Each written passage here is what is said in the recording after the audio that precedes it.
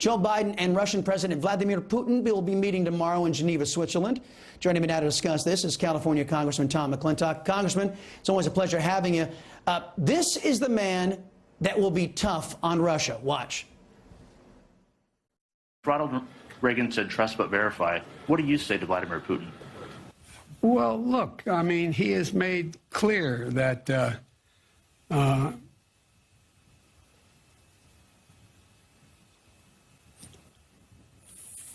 answer is, I believe he has in the past essentially acknowledged that he was, there are certain things that he would do or did do. Oh, man. He's talking about when he called Putin a killer. And as I stated, I don't have high confidence in Biden. What do you say, Congressman? Chris, I can't tell you what a relief that clip is. He was complimentary of Putin, who he previously called a killer. He viciously attacked House Republicans, who he promised during the campaign to work with. I was afraid that he'd become a hypocrite and a liar. And thank heavens for that clip. Now we know the more likely explanation is he just got confused. Now, what has caused that confusion, that's hard to say. He certainly wasn't taken by surprise since the questions were obviously pre-screened and pre-selected. He was just confused. Frankly, I'm relieved. Well, Joe Biden will not be holding a joint press conference with Vladimir Putin. When Trump did the same thing, the press accused President Trump of hiding something. So let me ask you, what do you think Biden is hiding? Aren't really socialists just afraid that Biden will be outshined by a former KGB agent? Well, I'm afraid that's a fear that we all share, and maybe that's why it's a good thing they're not doing a press conference. You know, you get what you vote for. We knew going in that the president had lost a lot of his former pizzazz, and now we're seeing that unfold in real time. The less we see of it in public and the less we see of it on an international stage, the better, as far as I'm concerned. I think that's the first time I've ever heard anybody call it pizzazz. Very, very eloquent there. A new report says a high-ranking Chinese defector in the United States, he's in our custody, has provided evidence that the Chinese military created the China virus and that it was a lab leak. Most troubling, the report says DIA kept CIA, FBI, the State Department in the dark about this defector, fearing that guys like Christopher Wray would run interference for China, like he allegedly did with the Chinese virologist, Dr. Yan Li Meng. Question to you, Congressman. Do you have confidence in FBI Director Christopher Wray? I think that we need to answer that question by simply looking at the facts.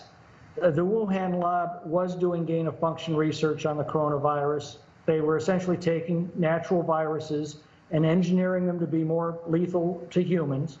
The Chinese military was involved in research that was being done at that lab. The research was partially funded by NIH through grants that passed through an NGO. And the COVID-19 virus includes genetic sequencing that's very unlikely to have occurred naturally and is very likely to have been engineered. And among the first victims of the disease were lab workers. Whoever's in charge of the investigation, these facts speak for themselves. Now, I don't think it makes sense that the virus was deliberately released by the Chinese since the first victims were Chinese. I think it's far more likely that the virus was deliberately engineered to easily infect humans and that workers there accidentally contracted it. But the decision by the Chinese government to suspend domestic flights from Wuhan but continue international flights, I think that speaks to an attempt to exploit the accident once it occurred and to hide the nature of the virus. And the sooner we get to the bottom of that, the better.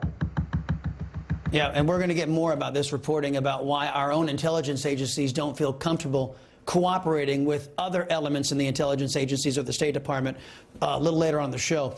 In your state, Congressman, crime is running rampant thanks to, well, single-party rule, Democrat rule. Shocking video taken yesterday shows a man filling a garbage bag with items at a San Francisco Walgreens as a crowd just sits there and watches. Now, left-wing DAs in your state refuse to prosecute theft of $950 or less. Couple that with the left's attack on cops. Are Californians okay with this? They've put up with it so far. I'm not sure they're going to put up with it much longer. As I said earlier, you get what you vote for. And this is what the people of San Francisco have gotten by voting for these left-wing politicians for decades. And it turns out this is going to shock you, so prepare yourself for this glaring truth. But if you don't prosecute criminals, you get more crime. That's amazing. You know what? Somebody ought to let your governor know and all your DAs out there in California know that they might need a refresher course. Congressman Tom McClintock, always plain spoken. Thank you, sir. We appreciate it.